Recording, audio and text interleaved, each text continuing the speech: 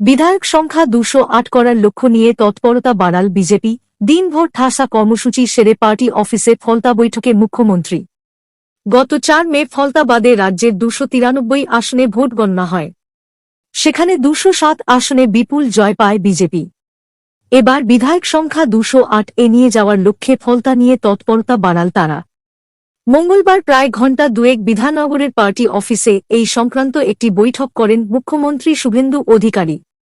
মূলত ফলতা বিধানসভা নিয়েই আলোচনা করেন তিনি। আগামী ২১ মে ফলতার ২৮৫ ভোটকেন্দ্রে আবার ভোট গ্রহণ হবে, আর ভোট গণনা হবে ২৪ মে। বিজেপি সূত্রে খবর, মঙ্গলবার আসন্ন ফলতা বিধানসভা নির্বাচন নিয়েই মূলত বৈঠক হয়েছে।